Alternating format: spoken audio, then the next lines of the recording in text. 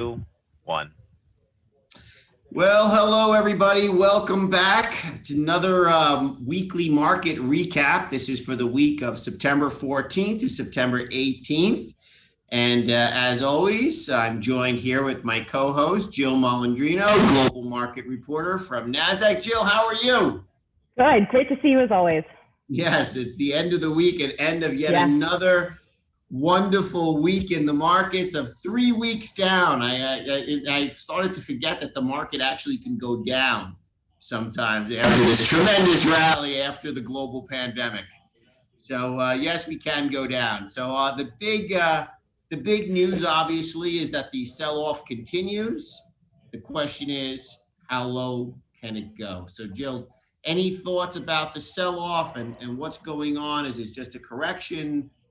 What's going on here? You know, it's so interesting because this seems to have taken place in a little bit longer of a time frame than some of the others that we've seen. Like, we get these extreme moves, 3 to 5% in one side or the other. We also saw, NASDAQ hit a 10% correction, then recover almost instantly. But this seems to be a little bit longer, a little bit wider in breadth, and there seems to be more overall participation across the market. So perhaps it might be a little bit more elongated, but I think it's really interesting, Mike, and we spoke about this last week and the week before, when we saw that turn in the NASDAQ 100 specifically, we saw it continue to make new highs, and we also saw it continue to make new highs on the vol-Q, which is a volatility index that measures, that tracks the NASDAQ 100. So I took a look at it today with a different option strategist that I had on my show, and we also noticed the same pattern to the downside. While Qs were selling off, vol-Q was coming in as well, right? So could that potentially signal there might be some more room to the upside? The other way to look at it is retail was buying so many calls up until the highs a couple of weeks ago, and institutions were buying so many puts, right, to hedge their positions at the same time. So when that happens, vol starts to get really expensive, right? Now that you start to see some of that come out of the market, that's why you're seeing, Q's lower and vol-Q coming in, and you're probably also seeing it on the S&P and the VIX as well, since they can sometimes mirror each other in action. So I think we're really at an interesting inflection point here. It just feels as if this is a little bit longer in the tooth, which 2 weeks certainly isn't long when you look at it from a historical perspective, but there's some interesting dynamics going on in the market right now. Yeah, so I kind of agree with you. I think the market's ready for a little bounce. When we're going to look at the charts, the market is saying that yes, it's kind of. Today was triple witching. I think today was a triple witching day. This is options expiration. And I think that after 3 weeks down, generally speaking, there's still a lot of bulls out there, and those bulls are ready to dip their toe into the water. I think it was Jim Cramer was saying that you got to get into value here. He was talking a little bit about getting into the value stocks like, that Caterpillar and some of the others. ExxonMobil look so attractive at these valuations. After this sell-off, and obviously after everything else that's gone on. So we'll take a look at the charts, and we'll see if this time, this is ready for a little slowdown, or are we going to just fall off a cliff? Anything obviously is possible in this crazy market environment that we're in. But to me, at least, it seems logical that we would possibly be ready for a little bounce, or at least a stabilization. And in the news as well, we have continued COVID-19 cases rising in Europe. So what we kind of had is the stars of Europe, France, Spain, the UK, they've all did really, really well in dealing with, the COVID-19 pandemic at the onset, meaning getting it under control and reducing the amount of cases. But now it seems like Spain, France, and England, more Spain and France, are really in the midst of a full-blown second wave, and it looks, again, it was very similar to the kind of post Memorial Day, wave 1.5 in the U.S., where we have a lot of young people, getting it and then potentially taking it back to their elderly parents or elderly grandparents. But what are your thoughts on this kind of second wave that started to appear in Europe? Well, certainly it's not good news. I would say overall, when we look at what's happening in Europe, and of course we can also incorporate what's happening in the U.S. as well, because clearly it's likely that we will get some sort of a second wave. We're seeing an uptick in cases. The good news on that front is that we're seeing death rates slow down as we understand how to treat this better. My concern is that you're seeing headlines using a vaccination promise that's timed with the election, and then it's going to be available, and that's an issue. You can't, unfortunately, these things, they can't be politicized. We understand that social distancing and masks work. So if you do want to get the economy back online sooner than later, you still have to enforce these measures, because the more prolonged it is, the more pain it's going to bring, right? So I think we really need to take the second wave seriously until there's rationally a vaccine available.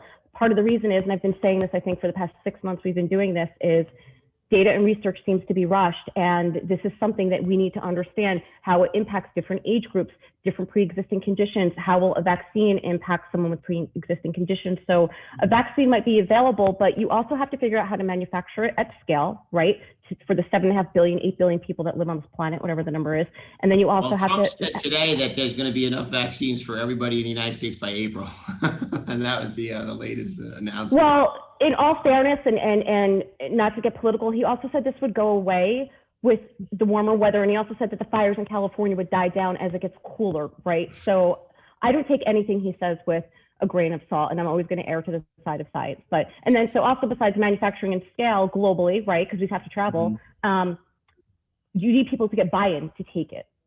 So we just have to, I think we just have to figure out the best way to live with it and take the right measures to sort of minimize the economic pain. Yeah, well, I've certainly been traveling, as you all know, during this, and it seems for the most part that you just have to be careful and make sure you take precautions. You always have your mask handy. I mean, I've been working at various WeWork locations. I'm very excited about returning to New York very soon and having the ability to go to a restaurant and eat indoors. So New York is reopening just in time for wave 2. We really don't have any other options in New York, besides for opening, because the weather is going to be getting cold now. I mean, we're kind of in the heart of going into the fall. So New York had to open up. I think it's 25% for restaurants in New York. I know New Jersey already opened up indoor dining in New Jersey for 25% or less. So, I mean, it's exciting to kind of get back to some degree of normalcy. Pretty much everything is open. There's no bar service and things like that. But for the most part, we can kind of get on with our normal lives and function normally. And that to me is a little bit exciting, even if the numbers are going to tick up a little bit. So any thoughts on that? Are you happy to, do you have any plans? Are you still staying in suburbia?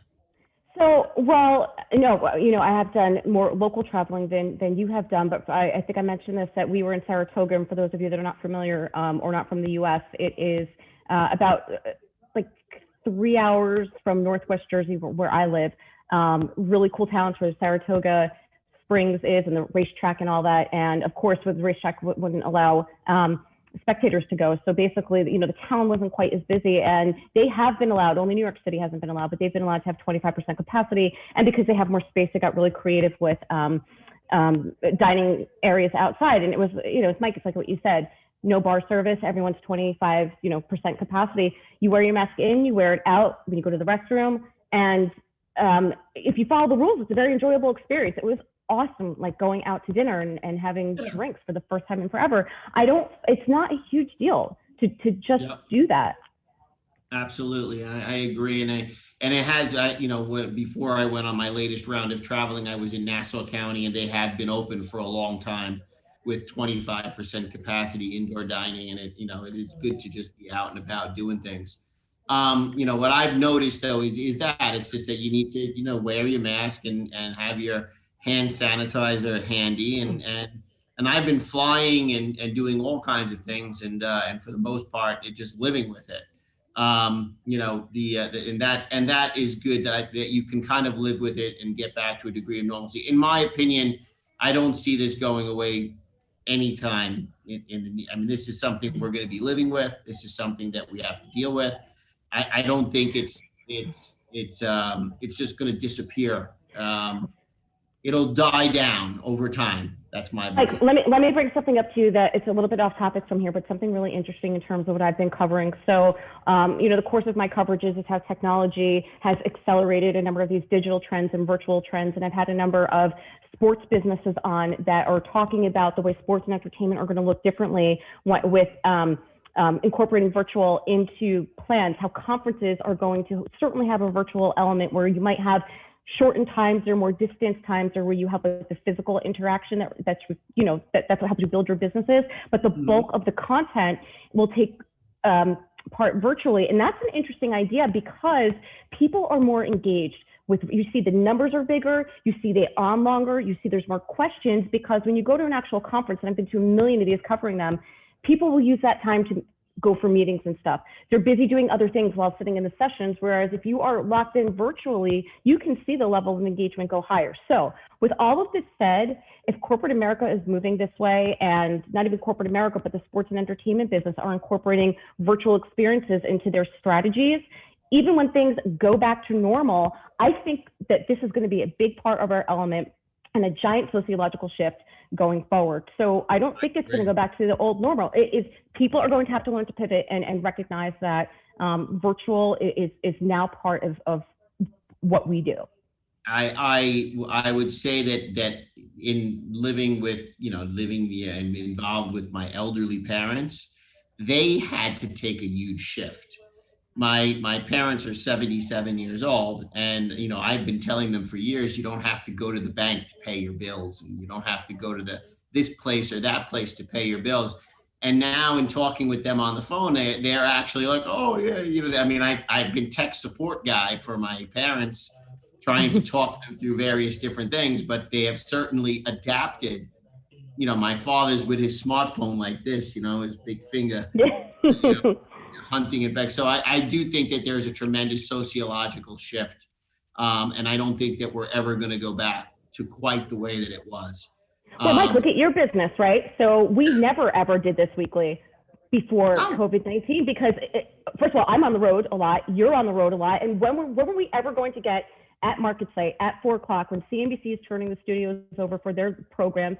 We would never have been able to do this. Now look at this, other vertical to your offerings at Docs Trader that's available now, right? That's I don't see this.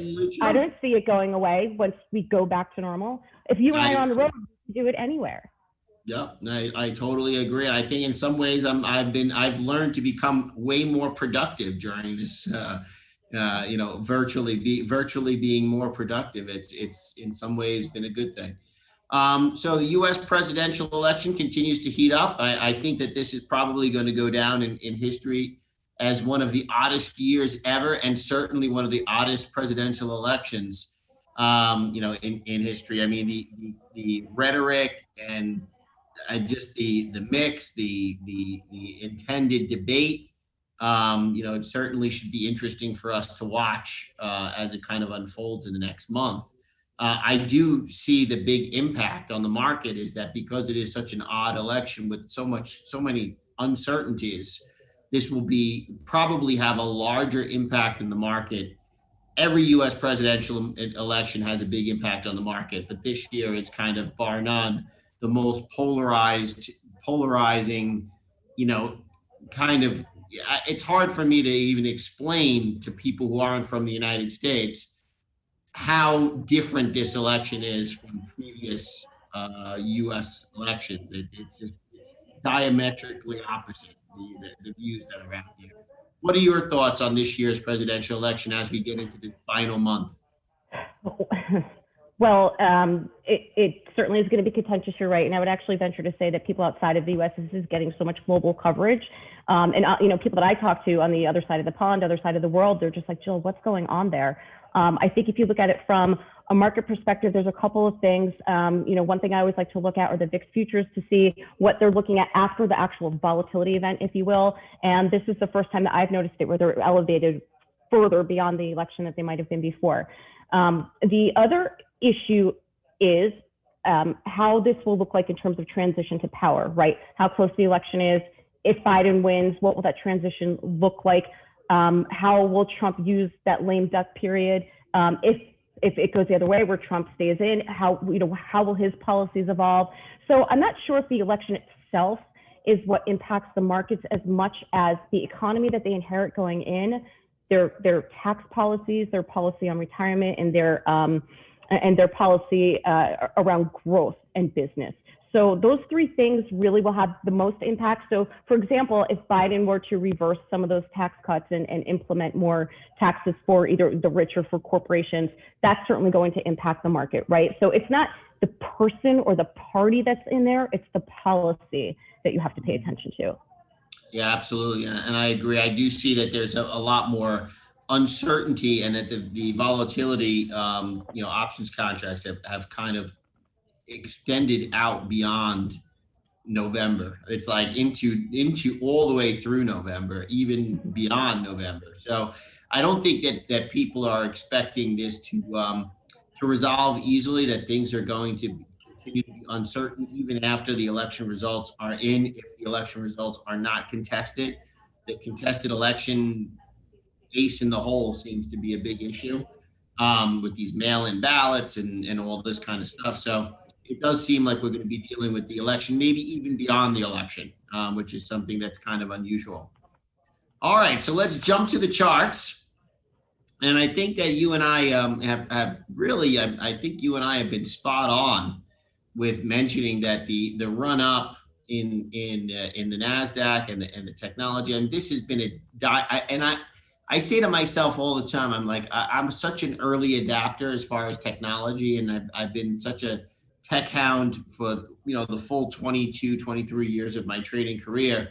This diametric shift it's a sociological shift. It's the world going from analog to digital, and it probably would have taken 5 years in what has now kind of transpired in 5 months. And this store of value, the stock market was viewed as a store of value and a way to jump in and kind of get a jump on that sociological shift. And the charts pretty much show that. I mean, this is basically the high prior to the pandemic, the sell-off on the pandemic. Everybody kind of looked at this is the direction the world's going in. They caught on to the trend. It surged. It went all the way up. And then obviously, technically, we're now back to that we're kind of the mean reversion. After we got so far extended to the upside, we're kind of reverting back down to the mean. Now, the only thing I would say that's a little bit more than a mean reversion is this here on the daily, the 1-day chart. You can see that for the first time since the pandemic has started, first time since really late March, early April, where price is below all the major moving averages. And from a technical perspective, that's very, very negative on the daily chart, that price is below the 10, the 20, and the 50 period moving average. Now, if we go and we look here at the weekly chart, it's not so bearish because we haven't gotten below the moving average, but this is the first time we've had 3 down weeks during the entire pandemic. I mean, since the start of the pandemic, this is the first time we've had 3 down weeks. And even then, with the pandemic itself, it was 1, 2, 3, 4, 5 weeks was the duration of the sell-off. So based on just statistics, numbers, the way markets move, my guess is that we probably have a little bit more downside on the Nasdaq, but we'll start to level off and consolidate if we make another move down due to the election. That's certainly possible. I'm not going out that far, but at this level, we've kind of retraced the top of this super extension on this crazy bull run.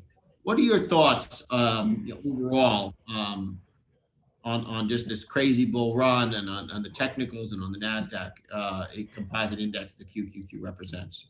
Well, Mike, I'm certainly not a technical expert like you are, but even a pattern that I can discern is if you look at all the prior weeks, whether it's moves to the upside or downside, they have been really significant and sharp, right? So if you look at the last few, this is the first time, right, where it's like there's 2 weeks down in the red, but they're not massive. They don't stand out as much as you'll see some of the green bars or some of the other red bars. So lending to what you said, perhaps it is more of a consolidation move here. I agree with you. There certainly is going to be more volatility, whether it's to the up or downside, vol is vol, right? Yep. So, but I Look, feel the like volume is slowed. I mean, the volume is right, down, right. down bars. But it's slowed down, but also the past 2 weeks, it's not these glaring massive moves. It looks more like consolidating versus just another leg up or higher. Absolutely. No, that's a good observation. And I think that volume usually speaks volumes. And if the volume is meaning if the volume is declining on the downside, and look, that doesn't mean it can't pick up again, but for the moment anyway, it seems like we've kind of settled in at these levels.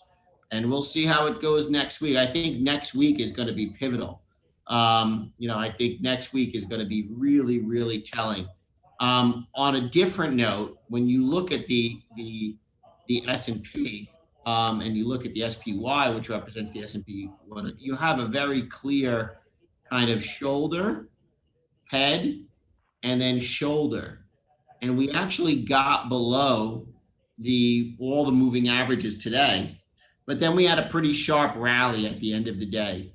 Recovery rally. I mean, we were down much more, and we ended up not being down so much.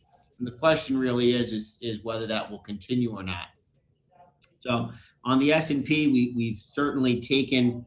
We had broken above the high established pre-pandemic, and now we've kind of gone back down. And I think we still have a little bit more downside on both the QQQ, the S&P, and the DIA. But certainly, I think things are slowing down, and they're probably going to pick up again right before the election. Is my thought. In the next 2 weeks, we'll probably slow down a little bit, but anything can really happen. All we need is a news catalyst, and the whole paradigm shifts. And that's one thing you learn about technical analysis is that news drives the technicals. I think that the big trigger for this week was the Fed announcement and the Fed talking about 3 more years, basically that we're not raising rates until 2023, which I think is kind of unprecedented and really exceptional. What are your thoughts on that, Jill? I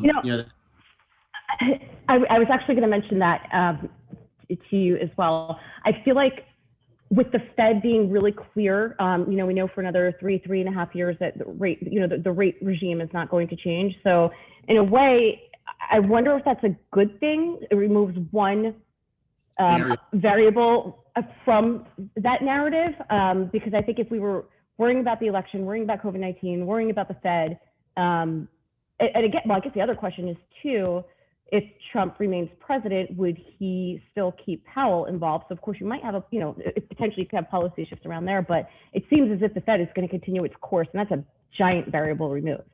Yeah, and it's kind of unprecedented for the Fed to come out and say that pretty much until 2023 we got low interest rates. I think one of the things that hurt England and the UK was that they kept their rates the same, and they said that they potentially may even move to negative interest rates, which is kind of an unusual move, and it certainly hurt the cable or the UK pound, which is again a little bit less clear than the Fed, which came out very, very definitively and said we're going to stay flat here for the next 3 years. So that I think that was good by taking that variable out of the mix.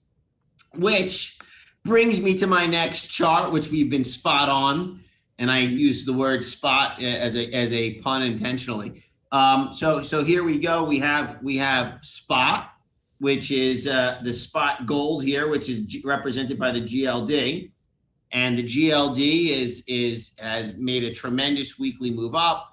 And I think that really, if you look at this is called a bull pennant, and a bull pennant is a bullish pattern that indicates maybe a secondary move to the upside, a long secondary move to the upside. So this was the first move up on the breakout in gold right here.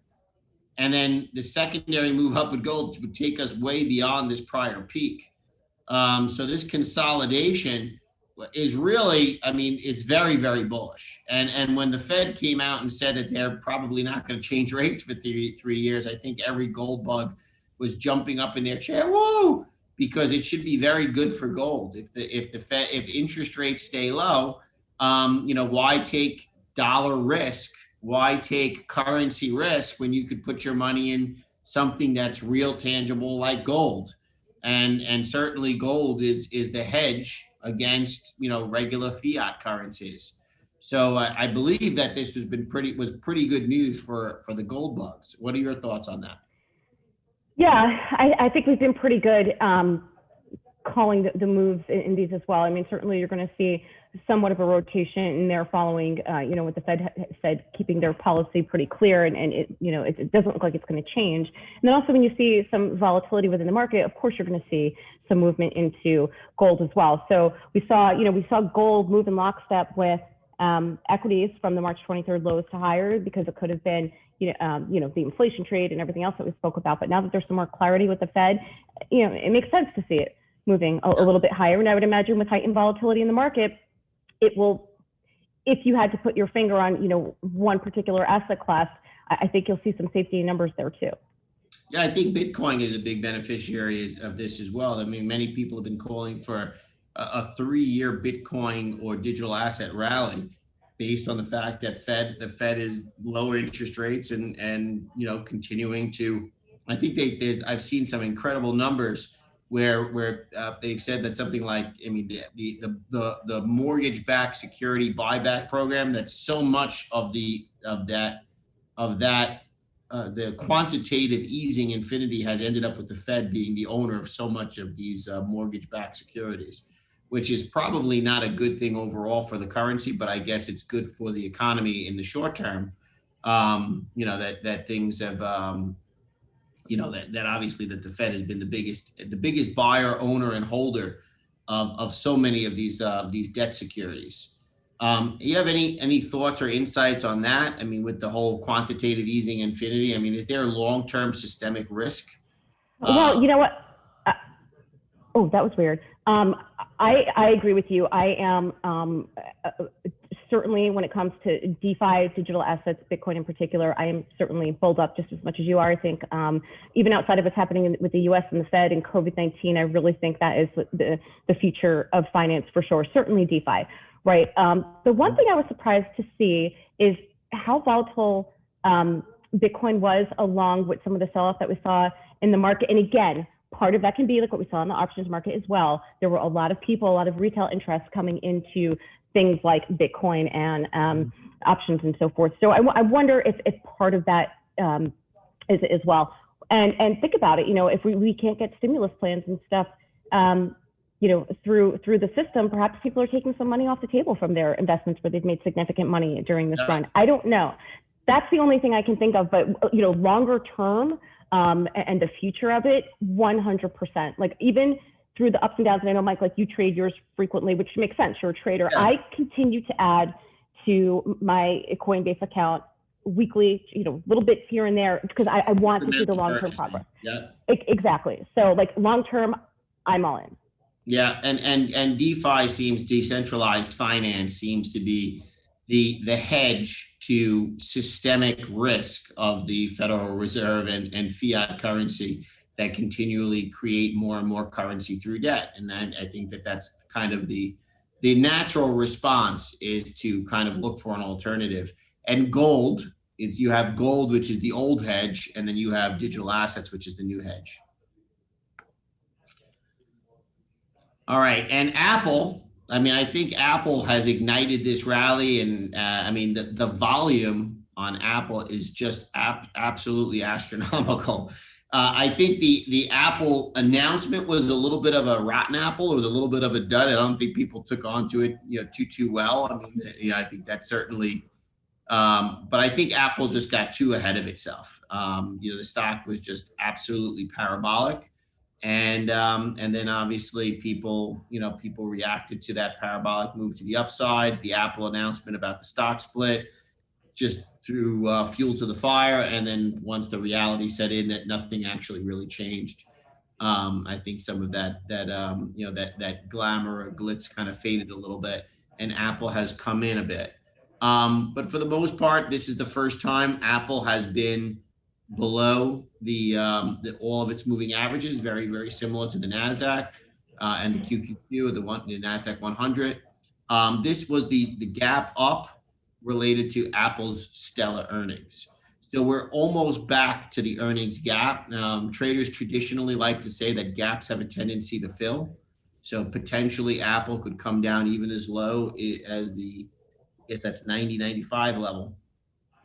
Gaps are a psychological void for traders. They just like to have them trade past and fill that number at some point or another. They don't have to fill, but certainly this one looks like a head and shoulders. This is the shoulder. That would be the head, and this would be the other shoulder. It's a very weak right shoulder, and kind of a little pointy head too as well.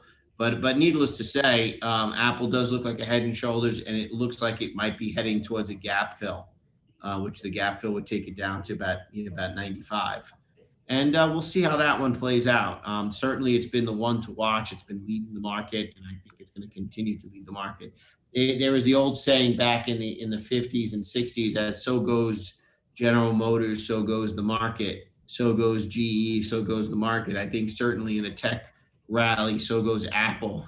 So has the market, and certainly it's been a great leading indicator. Just to take a little bit of a different note, you got Facebook certainly going into the election. I think Facebook has kind of always been kind of an election. They've had some election issues in the past. Certainly they did in 2016. Facebook has a head and shoulders as well. When you start to see these chart patterns appearing all over the place, you have to give some credence to them. Because if all the tech giants like Facebook, like Apple, have head and shoulder patterns, and now all of their stock prices are dropping below their moving averages for the first time in months, you have to take note of that, and you have to say, well, is this a buying opportunity? Is this a stock on discount? Or is there real something longer term that might be taking place here? Me at this point, I would say that we've gone through correction territory. We would have to go down a bit more for us to get into recession territory. Will we head there? I don't know. I think we're gonna really get a good idea of whether we're going there or not next week. If we stay flat to slightly up, I think that's actually somewhat. I think that if we're flat to slightly up, we might get some buying back in to reinvigorate the market. I think if we stay flat to slightly up for 2 weeks, that would actually be bullish, and it would only attract more buyers, because a buyer's market tends to attract more buyers if it holds flat. Markets have a tendency to the upside rather than the downside. Sell-offs tend to be short and sharp, and then buyers come back in. But we'll see. I mean, certainly this election throws a very big variable into everything, and it could lead to additional selling. And 2 weeks would take us to 2 weeks before the election, and 2 weeks sideways to up, right, could lead to a very sharp 2 to 3 week sell-off going into the election, which is certainly possible based on the way these charts look. And if you look here, this is Google, which had a very, very tremendous, Google sell-off, like we had mentioned many times. Google was an underperformer from the tech giants, and it's continuing to underperform the tech giants. Its sell-off was tremendous. Look at those selling bars, tremendous selling bars. It's far below its moving averages, unlike the others. It's way below all of its moving averages. And certainly Google is way more bearish than any of the other tech giants. So we have all three tech giants that I've looked at here today, all kind of with a head and shoulders, very bearish pattern, with Google being the most relatively weak. Last but not least, Okay, we have Tesla, which just doesn't want, it's like SpaceX. It just keeps wanting to go lift off again. So I don't know. At this point, I've just made a decision that I don't understand why Tesla stock trades the way it does. It absolutely makes no sense from a valuation perspective. Tesla started to sell off, made a huge sell off, and then it got bought up. It's like the only stock that got bought up and shot up 60% retracement of the sell off move. So Tesla is the is uniquely situated as a stock that just is incredibly resilient. The volume is through the roof on Tesla. Even though the stock price is through the roof, the volume is still through the roof. I mean, it really is just an anomaly. What are your thoughts on Tesla at this point? Oh God, that's another one that I won't pretend to understand. And like we've said before, I think I don't know the exact number now, but I think they have to make like $1 million a car to justify the valuation in their stock price. But the one thing that we have always said, Mike, you and I, is that you can't value Tesla as a car company. They're clearly a technology company, and because of all the other businesses that Elon Musk is in, and we understand fundamentally that's not part of Tesla, the stock, you're still going to get that reputation in there that he is an innovator. He changed the way the auto industry works. We would not have seen the level of engagement that we see with electronic vehicles and all the derivative industries that have been born off of this, whether it comes to the battery side of the business, all the suppliers. Like, he essentially created an ecosystem that wasn't there before. It's almost like, you could almost compare him in a strange way to Steve Jobs, where he created the Apple ecosystem that never existed before, and look how dependent our lives are on that now. So this is someone who took a legacy industry, spun it on its head. You look at the Tesla spacecraft that's going into outer space, and it looks just like the inside of a Tesla vehicle. So I think that some of that is baked into there too, but even still, that's a tremendous valuation. I think these stocks, if they take a life of their own, I mean, this is a stock that's clearly taken, it doesn't trade off the chart, doesn't trade off the fundamentals. It's the Robin Hood and whatever this other company that came out with good earnings today. I think it was called IQ or something like that. These online trading companies, all these online traders at home, they just like Tesla, they like Elon Musk, so they buy the shares. It has no, like, it's almost disconnected from the valuation, and disconnected from the company. It's just like almost like a cult following of the stock. I think to a certain degree, Apple has that. People who use Apple products love Apple products. And I think that was a great analogy with Steve Jobs and Elon Musk. I mean, the people buy these stocks kind of for the purpose of just, following the cult follower slash CEO that disrupted this industry. So on that note, I think we're in agreement, but that brings me up to our fall intermediate trading competition. Our registration is now open. Okay, the competition runs through Sunday, October 4th. Don't miss out our early bird special, which you sign up by tomorrow. So if you sign up by tomorrow, 9/19, you'll get a $50 off your price to sign up. It's the competition price will be going up to $150 on Sunday. That's on 9/20. So sign up and save. Definitely, we all like to save money. The competition runs from October 5th to October 16th. It's a 10-day trading competition. Go to sign up at the number one besttrader.com, and you can get more information and certainly sign up there and save yourself $50. Prizes include the winner's name displayed on the NASDAQ market site. Thank you very much for always doing that for us, Jill. Be a guest on Jill's show, Trade Talks, and we'll interview you. We have a virtual lunch where we'll have a special guest from the trading world, somebody that you want to have a virtual lunch with, where you can ask them questions about trading and their trading style and approach. Certainly, lunch will be provided, certainly most likely by Uber Eats or some other delivery service in this digital age.